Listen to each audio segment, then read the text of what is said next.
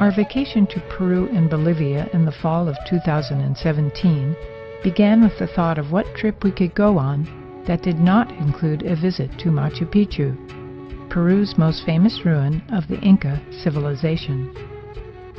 Why not visit Machu Picchu, you might ask? Machu Picchu has more than its share of tourism.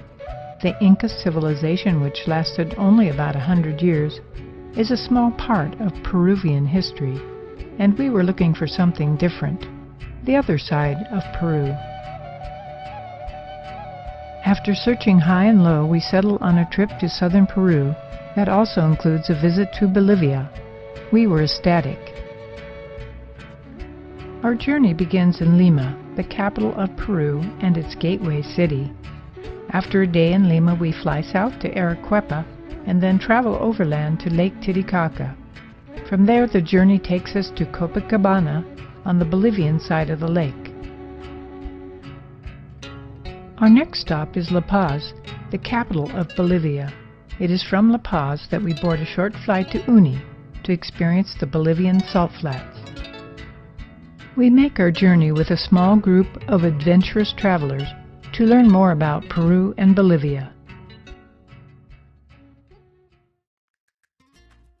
Lima, the capital of Peru, was founded in 1535 after Spanish conquistadors led by Francisco Pizarro defeated the Incan ruler.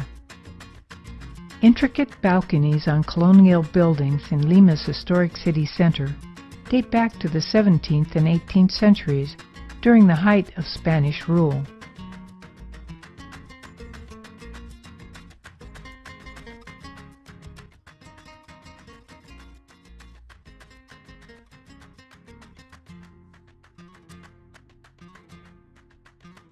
The San Francisco Church, built in the 17th century, is a beautiful example of the city's Spanish heritage. It is well known as a favorite hangout for pigeons that only fly in a clockwise direction when disturbed. Very curious.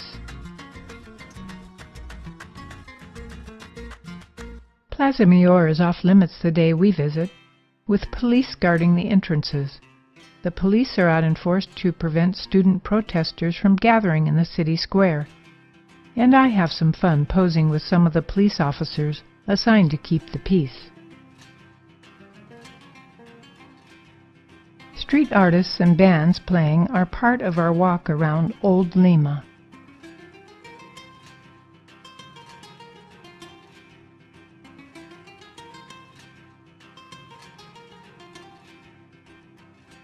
A woman selling coca leaves and coca candy tells us that it helps with altitude sickness. Anything to help with altitude sickness. Our group decides on the coca candy. Love those stockings and petticoats.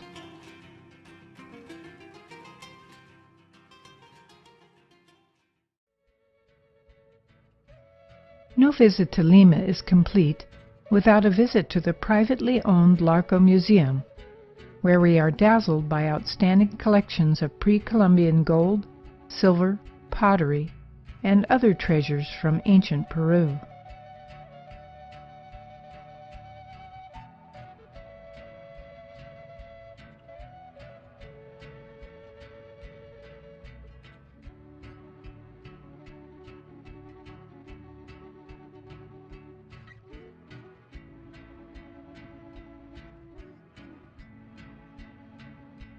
Several rooms full of Peruvian pottery show the extent of this amazing collection.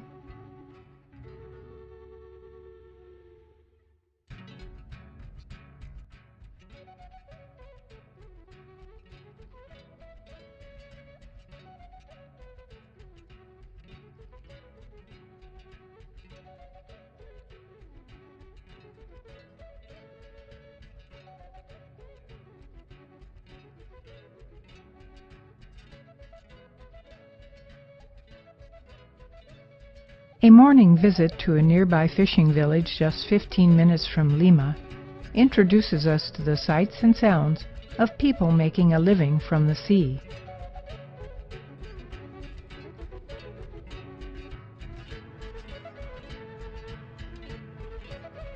The morning activities include cleaning the day's catch, mending the nets, and repairing and painting boats pulled up on the beach.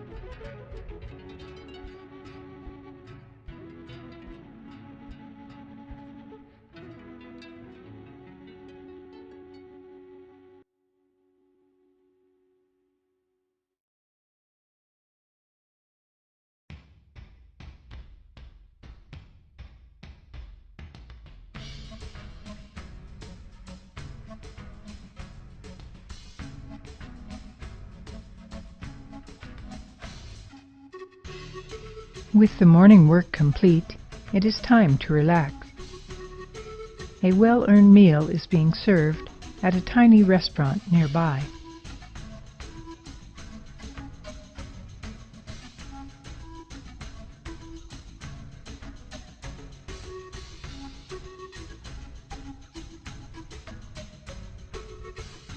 The white city of Arequipa, at an elevation of 7,615 feet, is undoubtedly one of Peru's prettiest cities. The Spanish re-established the former Incan city in 1540 after it was destroyed by earthquakes and volcanic eruption. The colonial architectural style uses native building techniques and materials combined to perfection with European influence. Arequipa's center is filled with beautiful Baroque-style buildings constructed out of silar, the local volcanic white rock.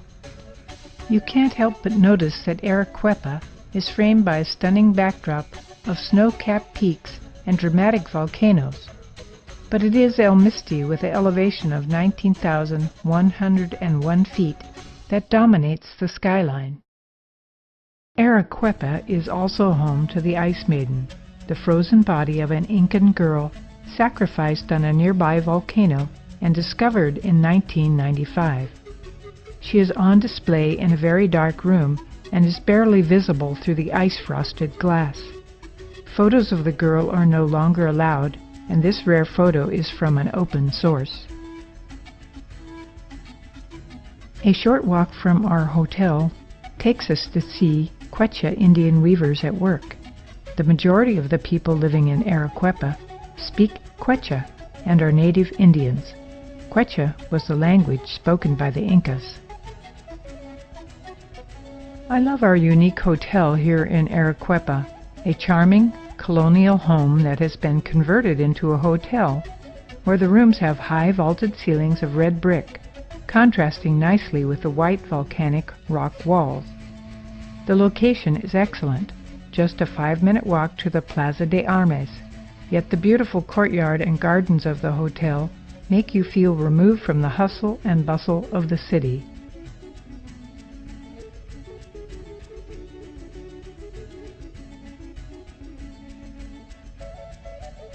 The main farmers' market is a fun place to go and see the locals buying and selling. You can buy housewares for the kitchen and toys for the children.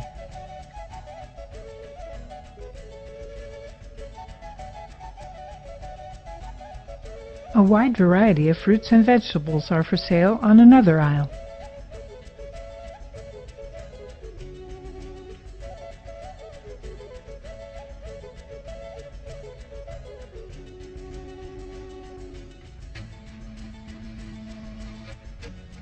Freshly made cheese is doing a brisk business, and meats and fish can also be found here.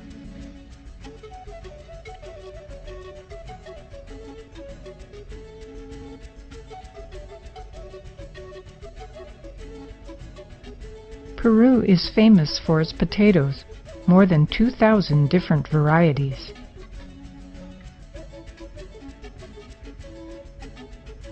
Fruit juice is made fresh to order, and just around the corner you can buy a frog smoothie.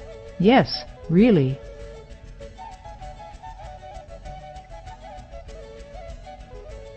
The frog is expertly killed, gutted, and cooked before blending with maca, chia, and coca. I am told that it is a great energy booster. Drink up! Just another day at the market.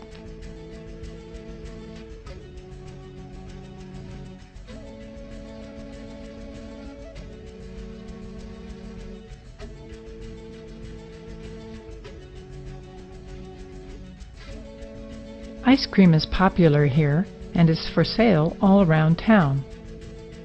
This young lady has a welcoming smile compared to her competition. Who do you think sells the most ice cream?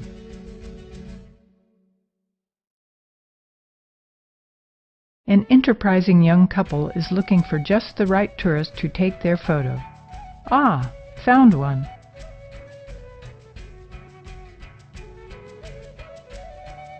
Plaza de Armas is the central square of Arequipa and is dominated by the twin-towered cathedral. It is busy all day and far into the night.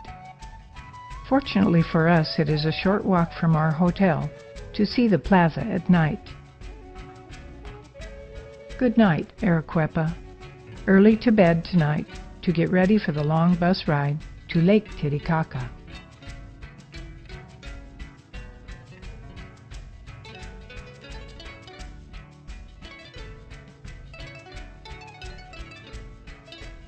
Leaving Arequipa, we travel through farmland to visit a rock quarry and see how the white volcanic stone is transformed into building blocks for the city of Arequipa. As we walk through the quarry, we are fortunate to find a man at work on a Sunday morning, splitting the rock into building blocks.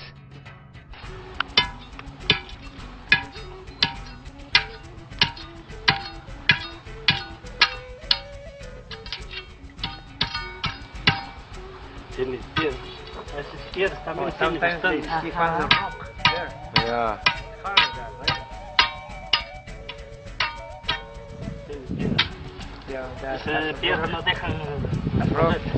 Very hard.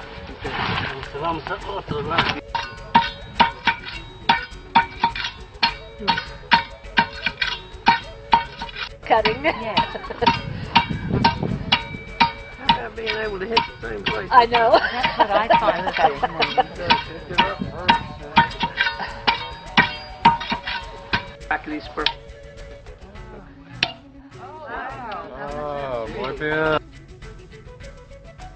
A crashing noise behind me causes me to turn around in time to see rocks and debris come tumbling down from the top of another rock face, as a quarry worker shovels the loose material over the edge. As we leave the quarry, our guide, Dante, has us pose for a group photo. The carving in the rock face reminds me of Petra. It is a perfect spot for the group photo.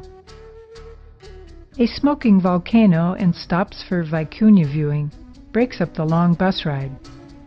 Stop the bus. We are in the Vicuña Reserve on the Altiplano. The population of vicuñas in Peru was on the verge of extinction in 1964 because vicuñas were killed to harvest their valuable wool. The new practice is to capture the vicuña, shear the wool, and then release unharmed. Peru has the largest vicuña population in the entire Andean region, with over half the total population of the species. However, vicuña poaching is on the rise in recent years, as developing global markets for vicuña wool products fuel the rise in poaching. Hopefully a solution to the problem of poaching can be found. Seeing and photographing these beautiful animals is one of the many highlights of our trip.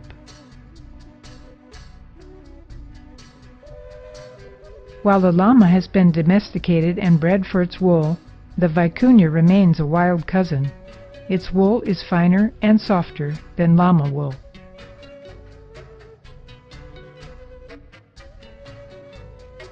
A stop at a small village for a cup of local tea breaks up the afternoon travel.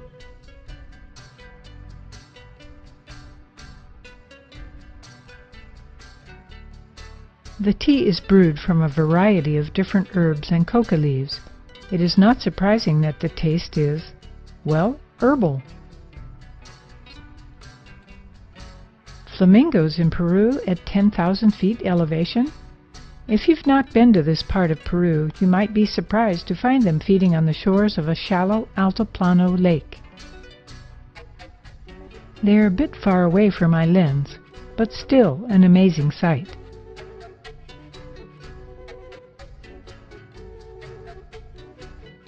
We reached Puno in the late afternoon and were jolted back to the reality of traffic jams, as we make our way to our hotel on the shores of Lake Titicaca. The bus slows to a crawl, negotiating the crowded streets of Puno.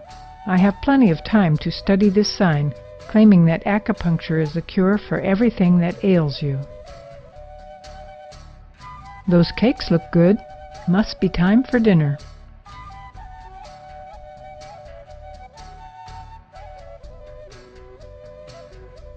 In the morning, Tom and I leave our room for the first breakfast call at the hotel.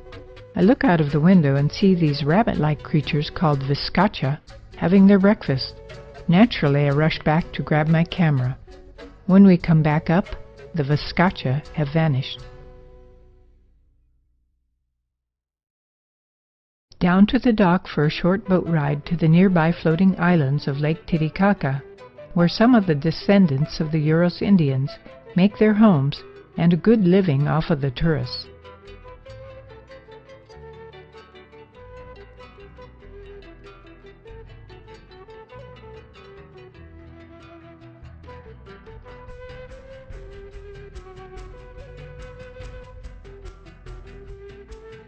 As we near the islands, we stop and pay a tourist fee before proceeding. We join the throng of tourist boats looking for an island to visit. Garishly painted reed tourist boats clog the waterways between the islands. Residents of the islands try to lure us in for a visit as we pass until we find the island that our guide is looking for. The traditional style of life is almost gone, and to tell you the truth, it was a bit too touristy for me, but the opportunity to visit one of these spongy floating islands cannot be passed up. It was sort of like walking on a waterbed. Our island is populated by 2 or 3 families, and the cutest little girl that keeps me busy trying to get a good photo of her as she flits around the small island.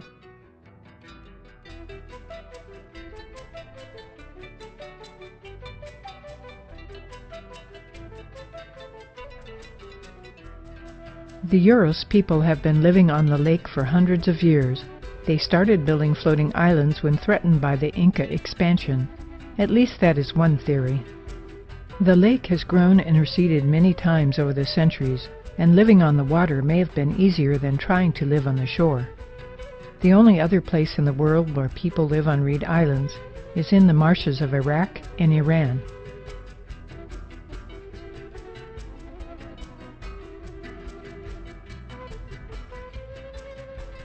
We get to peek into their small homes. Note the electric light bulb.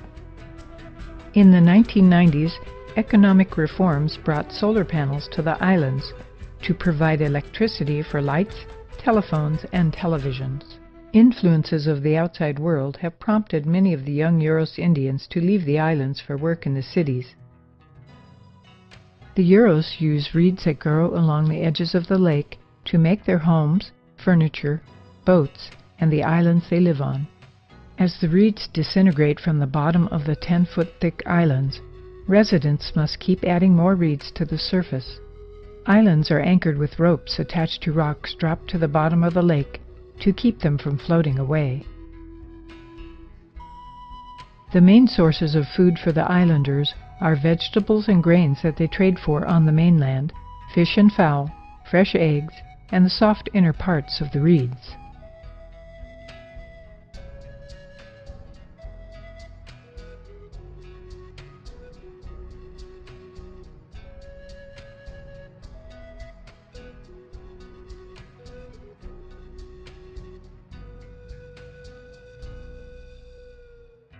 After our introduction to island life, it is time to take a tourist boat ride. Our new friends take up the oars, and their daughter is soon winning the hearts of everyone on board the boat.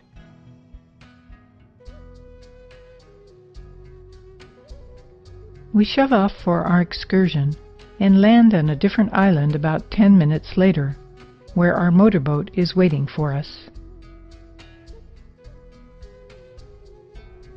We wave goodbye and have a chance to buy handicrafts before we climb aboard and return to our hotel. Packing and getting ready for the transfer the next day to Bolivia takes up the rest of the afternoon. The glow of sunset descends over Lake Titicaca as night falls. On our way to Copacabana, Bolivia, we pass people lined up waiting for their monthly government assistance. This small sum is for the elderly or disabled with no other means of support. Now is a good time to talk about the bowler hat. Why do most of the women wear it? Well, legend has it that during the 1920s bowler hats were sent from Europe to Bolivia via Peru for use by Europeans working on railroad construction. The hats were too small for the Europeans and thus were given or sold to the native people. They did not fit them either, but that did not stop them from becoming popular with the ladies. That it is only women that wear these hats remains a mystery, but it is rumored that a woman who wears the hat will be blessed with many children. The bowler hat, combined with colorful skirts, layers of petticoats, woolen knee-high socks, and a woven carrying blanket, is a style adopted by native Aymara Indians and is a tradition of dress in which they take great pride in wearing. I still want to know how they keep those hats perched on their heads. Must be bobby pins. Maybe hat pins? I don't have an answer. Today is a special day for me, for this is the day when we have the pleasure of visiting a small village school to meet and talk to the students. Our bus turns off on a rural, unpaved road for a bumpy ride to the school. Along the way, we meet a lady moving her sheep to pasture. She cheerfully smiles at a busload of strangers taking photos of her, while she chats for a few moments with our guide, and then expertly moves the sheep along the road and into the pasture.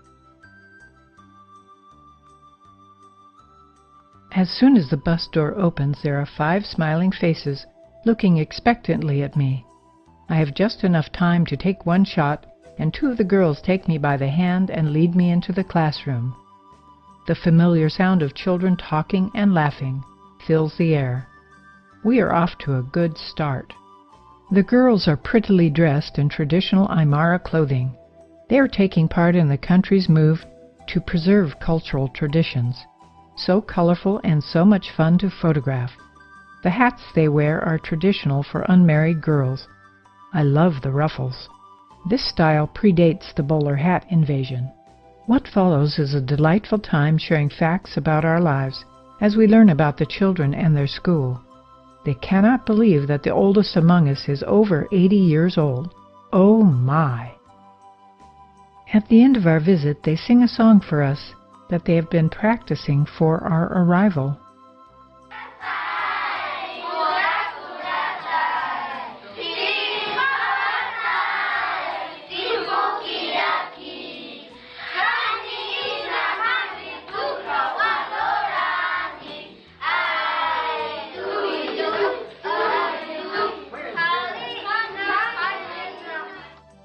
Then it is everyone out in front of the school for a group photo. We say goodbye, and just a short distance away, we are warmly welcomed into the village of Ixtapatza.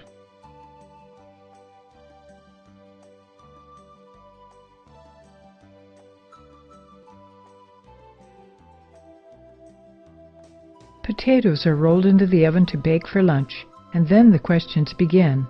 We learn a little about their life, and they learn about ours.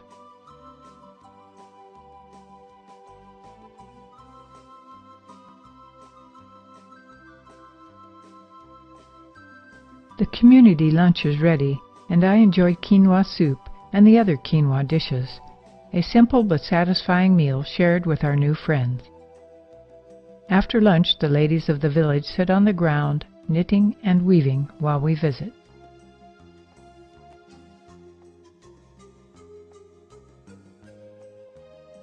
In this way, they help support their village through the sale of handicrafts.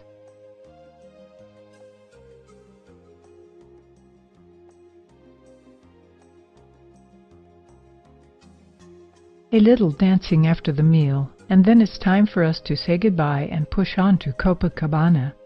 This is a day to remember.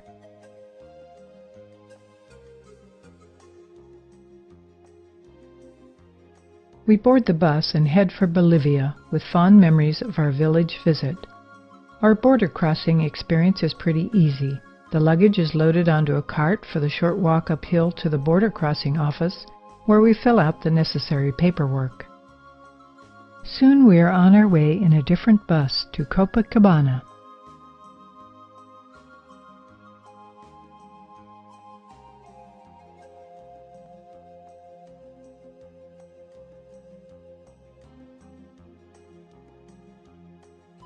Our lovely colonial-style hotel has a wonderful view of the lake. Watching the sun go down over Lake Titicaca, I reflect that there is no other place I would rather be.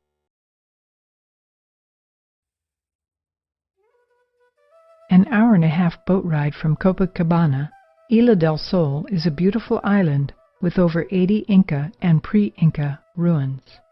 According to Inca lore, Isla del Sol is the birthplace of the revered sun god, but the Incas were not the first people to live on the island. After visiting a small Inca ruin near the boat dock, some of our group go on a short hike up and over a ridge to meet the boat on the other side.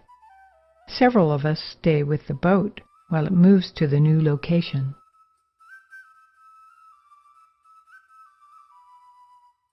I climb more than 200 steps built by the Incas to the sacred fountain of the Inca, a natural water source on the island. Women bring goods down the trail to sell to the tourists that are visiting the island.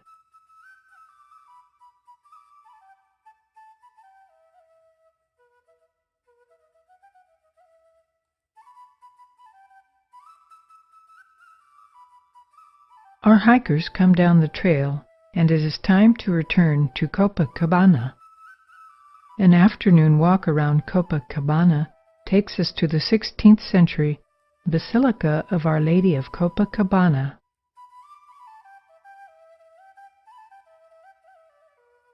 Many miracles have been attributed to the statue of Our Lady of Copacabana, the patron saint of Bolivia. The Virgin is so revered that a statue of the sculptor stands outside the basilica.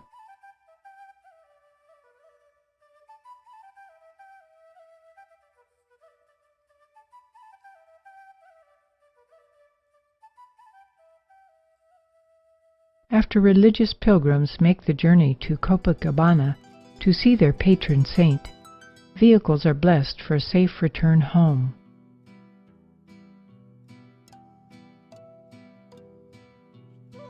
We leave lovely Copacabana for La Paz, the capital of Bolivia. A few departing views of Copacabana, and we're on the road again.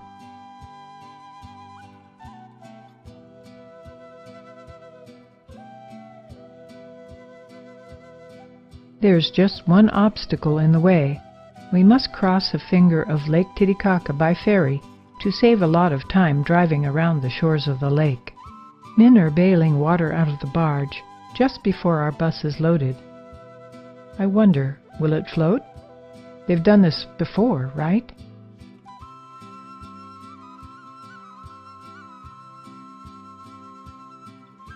A small van goes on next, and then it takes several strong men to dislodge the barge from the shore, but it and all our possessions are soon afloat and on their way across the lake.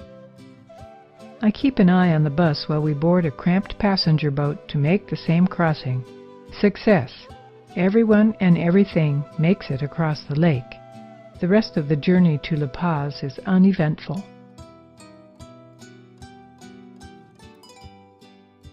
El Alto, on a plateau overlooking La Paz at 13,600 feet above sea level, is the highest major metropolis in the world, and is one of Bolivia's fastest-growing urban centers, with over 1 million people. Modern buildings of unusual design are springing up all over El Alto, and are being built with money made from illegal trade and drugs.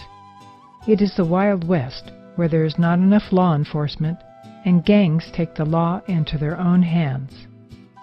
Duty-free takes on a whole new meaning. Our guide promises we will arrive in La Paz several thousand feet below El Alto in an unusual way. And there it is, the amazing subway in the sky that transports people from El Alto to La Paz in a few minutes and keeps more vehicles off the already clogged roadways. Quite genius, actually. This sky subway system was first dreamed about in the 1970s and turned into reality under the presidency of Evo Morales in July of 2012. An Austrian firm was engaged to build the system, and new lines are still being added. We climb aboard the sleek and modern transportation system and fly across the houses and hills of the city. What a great way to see the capital of Bolivia from the air. Back on the ground again, another unusual sight. Two zebras seem to be fighting in the streets. They're traffic zebras, and they're not fighting, but getting drivers' attention so that they drive safely and stop for people crossing the street. It seems to work, and pedestrians love them. I couldn't do that. Could you do that? How can they do that? Who are those guys?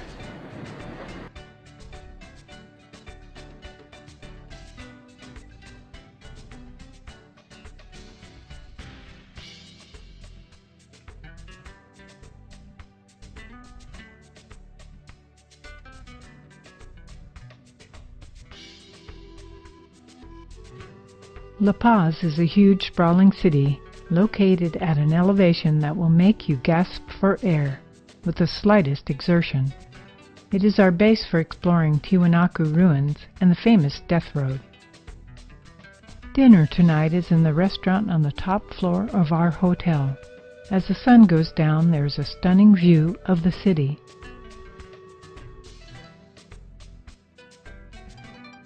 The charm of La Paz's colonial past is still evident in the city center, and we spend some time there walking the narrow streets and watching the people go by.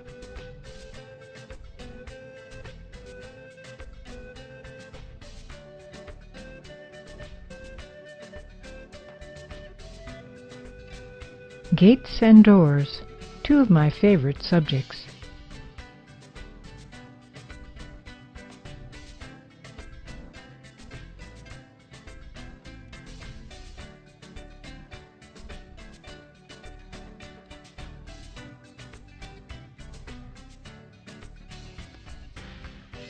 The Plaza Murillo is home to both the Presidential Palace and the Parliament Building.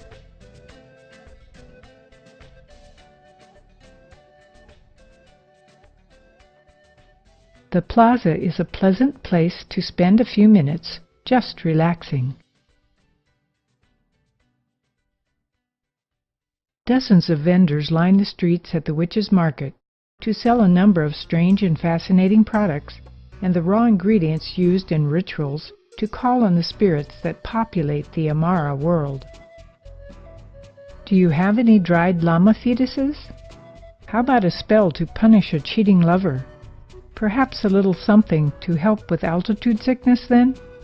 For those suffering from an ailment, searching for wealth, or looking to exact revenge on a cheating partner, the Witches' Market is the place to go for a variety of potions, medicinal plants, spells, and spiritual advice. Bolivians still seek out the witch doctors to have their fortunes read, their ills cured, and to obtain spells to improve their money problems, fertility issues, and luck.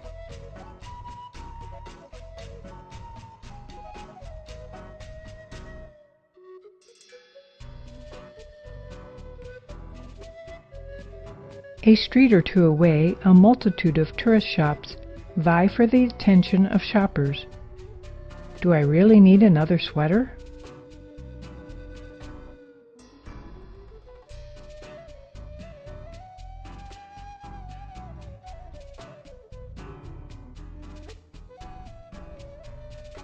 So many colorful things to buy, and I just happen to have a few Bolivianas burning a hole in my pocket.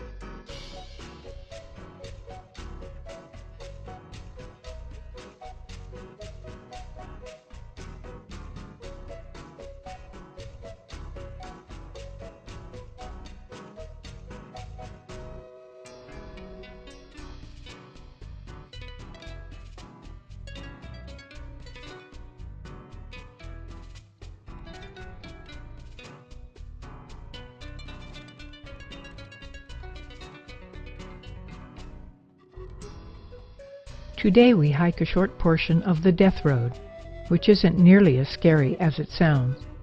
The road from La Paz climbs to the high point of La Cumbre Pass at 15,260 feet.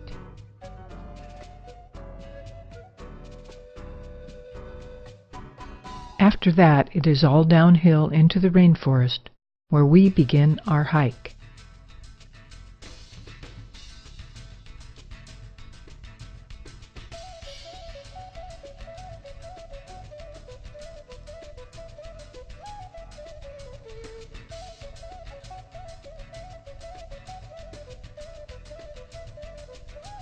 When it was the only road between La Paz and the Yungas region of northern Bolivia, there was heavy traffic, and it was indeed dangerous to travel. Many people lost their lives in deadly accidents. Crosses beside the road are a reminder of those who lost their lives. A new road, open since 2006, takes care of the traffic, and the old road is for those seeking adventure. As hikers, the only thing we have to watch out for is being run over by a bicycle or a support vehicle. Calls of "bike coming" are all too frequent.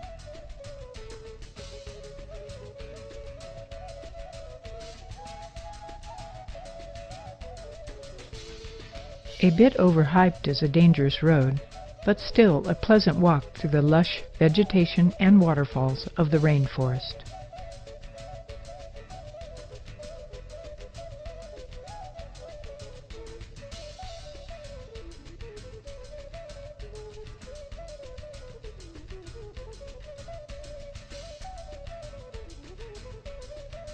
Remember, watch out for the bicycles and you will survive the death road. As long as we're in the rainforest, we may as well visit a coca plantation to see where this stuff grows. Steep planted hillsides dot the canyon walls with rows of coca leaf plants. 90% of all coca leaf production in Peru goes to produce illegal cocaine, even though this farmer says she only sells her leaves for legitimate purposes. However, we all suspect that she has to sell to drug traffickers to survive. After a lunch break, it is time to return to La Paz after our day of adventure.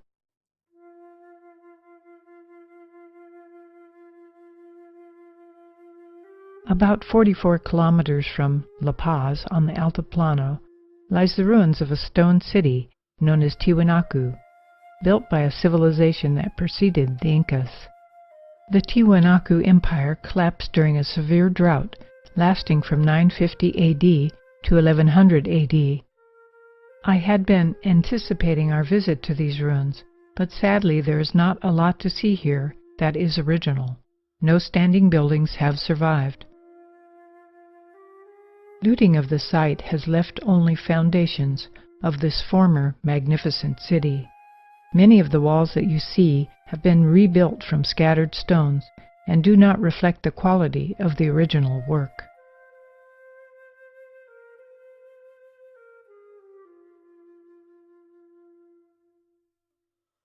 The most interesting remains are the large freestanding stone figures that once stood in the semi-subterranean temple.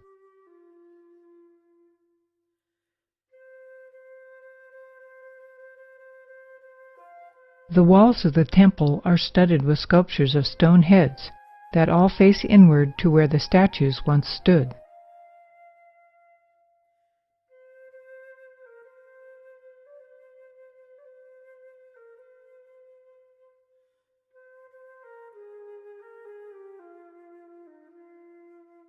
The most impressive of these statues is a 24-foot statue named after the archaeologist Wendell C. Bennett, who discovered it. It is now housed in a nearby museum. The Gateway of the Sun, found half buried in the ground, was excavated and moved from the original location. The figure carved into the gate is said to be the forerunner of the Inca creator god. The Puma Punka temple complex, also located in Tiwanaku, was most likely built around 200 BC. The people who lived here centuries ago left no written record of their civilization, so knowledge of this ancient site is scarce. Much speculation has been made about Pumapunka as to its origin, but one thing is clear: the beautiful stonework at this site is like no other in the ancient world. In assembling the walls, each stone was finely cut to interlock with the surrounding stones, so that the blocks fit together like a puzzle. Many of the joints are so precise that not even a razor blade will fit between the stones. Eye-shaped clamps made from bronze were also used to hold the blocks together. A fascinating but puzzling look at a long-dead civilization. We get a glimpse of the snow-covered Andes on our return trip to La Paz.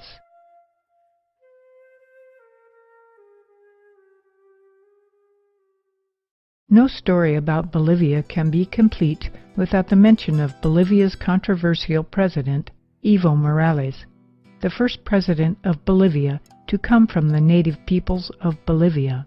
President since 2005, Morales has been praised for significantly reducing poverty and illiteracy in Bolivia. He has been elected to the office of president 3 times and is looking to run again in 2020, but that would be against the present constitution. Although he's done many good things for Bolivia, people worry about him becoming a dictator, and that is something they do not want. Signs painted on walls are either in support of Evo or against Evo. Time will tell if the Constitution will be amended to let him run for a 4th term.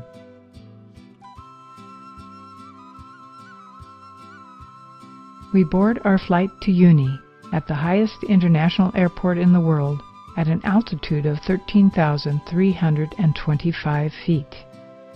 Uni is a small Bolivian town on the edge of the famous salt flats, Salar de Uyuni.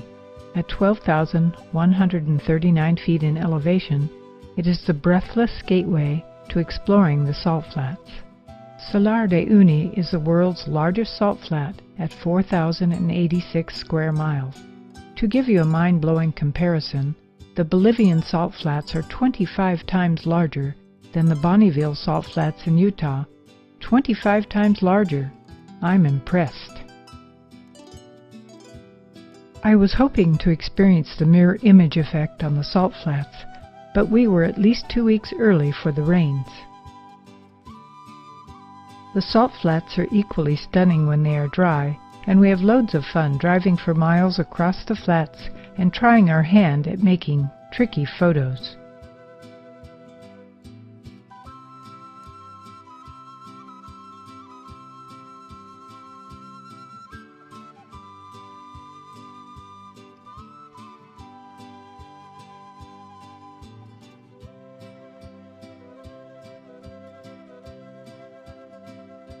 Dinosaurs and monsters. Run for your life.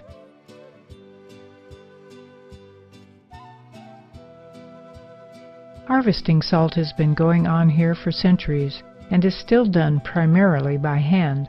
Salt is scraped into piles to dry, and after a few days the piles are shoveled into trucks and taken to Uni for further processing.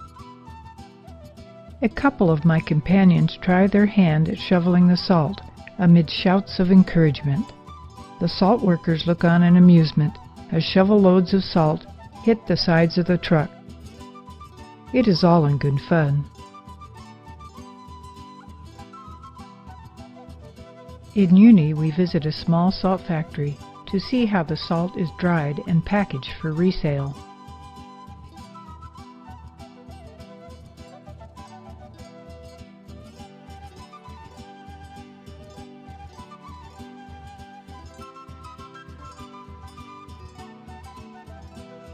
No visit to the salt flats is complete without a stay at a salt hotel.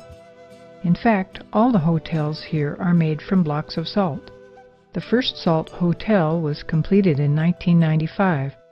Fortunately, the bed is not made from salt, and the hotel rooms are surprisingly comfortable and spacious.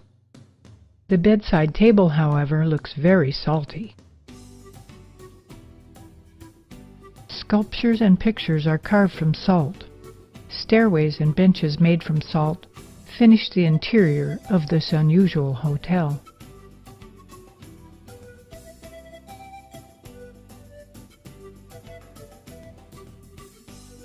I have to say, overall, it was a fun and unique experience.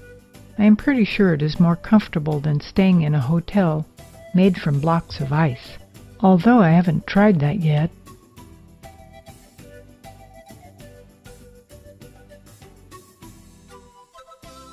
When the day is done, we view the glowing sunset from the roof of the hotel.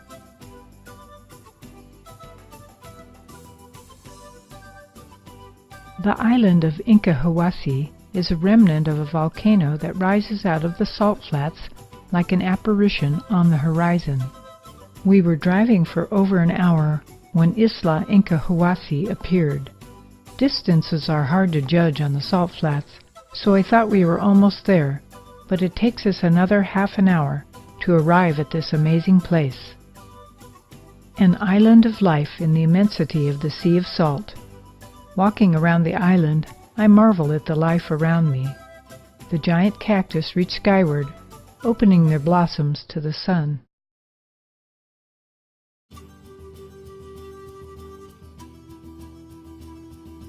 The cactus grow very slowly, only about a centimeter per year, yet some of these cactus are over 35 feet tall.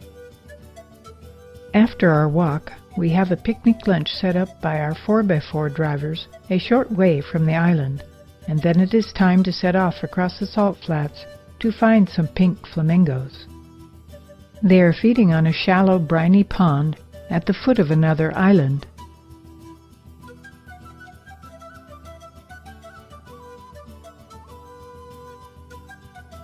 Intent on getting a good photo of the flamingos, Toppy breaks through the thin crust near the shore and nearly loses her shoe in the black, murky water below. Black volcanic ash from the nearby volcano is trapped beneath the layer of salt. After cleaning her shoe with fresh water, we begin the long drive back to Uni and our hotel. There is a threat to this place of wild beauty. Vast lithium deposits beneath the salt flats have been discovered, and mining by Chinese and German interests has begun. This could be just the beginning of the lithium mining boom. If it spreads to encompass more of the salt flats, it will change this part of the world forever.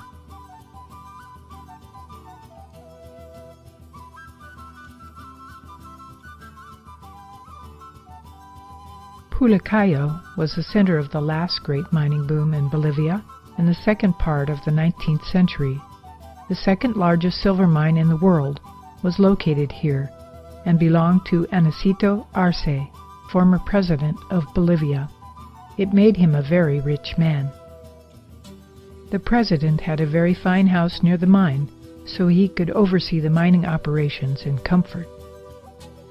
Pulicayo was the site where the Bolivian mine workers formed the first union in Bolivia in November of 1946. It was the first time that the workers demanded better working conditions. Today, Pulicayo is a small town that remains as an open-air museum where we can find some of the first locomotives that arrived in the country and the first railroad to ever reach Bolivia. Anacito Arce commissioned the construction of the first railroad in Bolivia in 1890 to connect the mine to what was then the coast of Bolivia. The train car that was robbed by Butch Cassidy and the Sundance Kid is also part of the collection.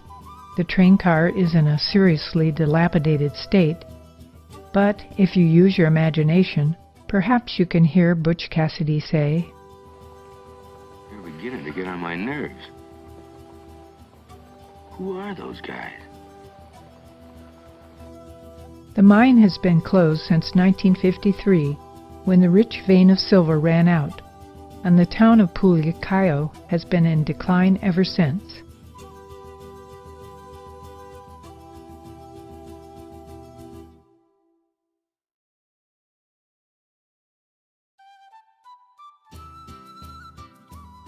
A fascinating look into the mining past of Bolivia.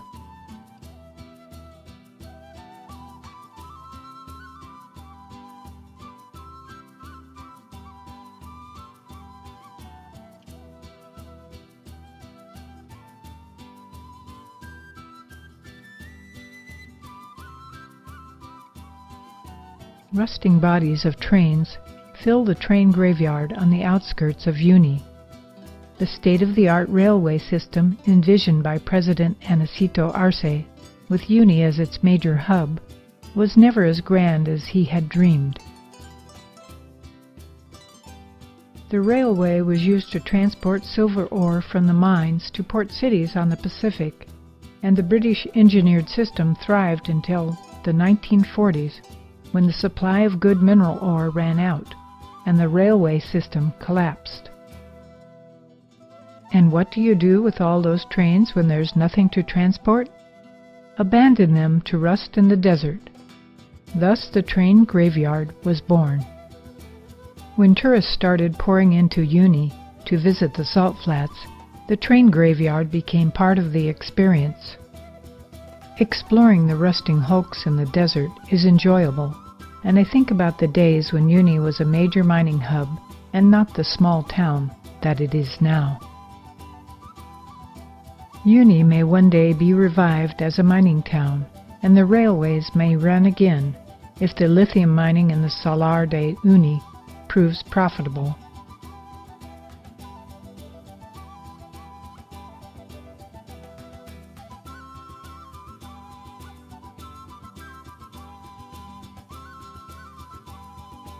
It is now time to say goodbye to Bolivia and to my traveling companions, some of whom will remain friends. My life has been enriched by this experience in Peru and Bolivia, and I have a new appreciation for places and peoples in this part of the world.